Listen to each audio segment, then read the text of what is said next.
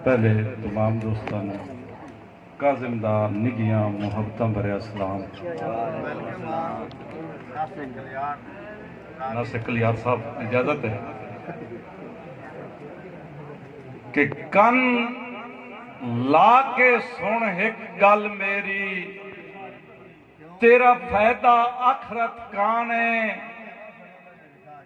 चुप करके बेलिया सुनिया कर, आवे रब दी जदन अजान है।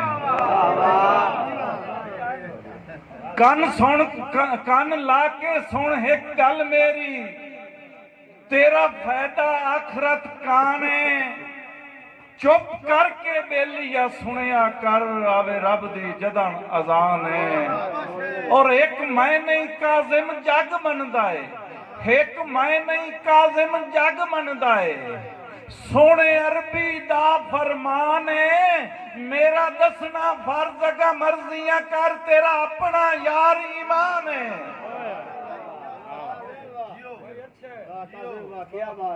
मेरा दसना फर्ज अगा मर्जियां कर, तेरा अपना यार ईमान है। ता ठीक है, बल्कि दो पढ़ सकते।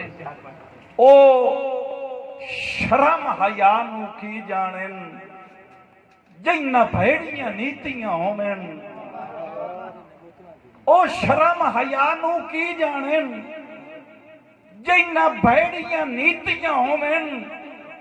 यारो किसे थां ते इज्जत नहीं पा सकते, जिन्ना अंदर पलीतियां होवन। किसे थां ते इज्जत नहीं पा सकते, जिन्ना अंदर पलीतियां होवन। ते बिल आखिर देनियां देनियां पौंदियां, बिल आखिर देनियां पौंदियां। जिन्ना पहले कीतियां होवन, उन्हां दी काजिम गैरत मर जाती, जिन्ना धोके पीतियां। उन्हां दी काजिम गैरत मर जाती, जिन्ना धोके पीतियां।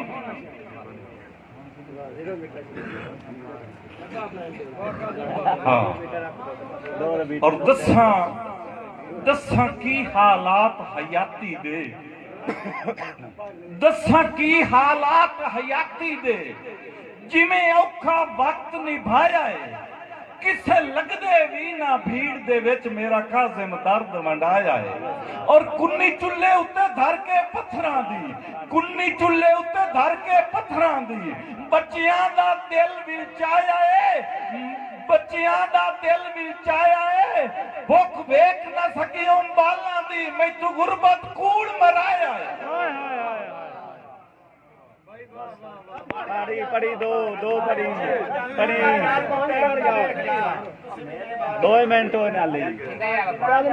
ठीक है जी, ठीक है जी।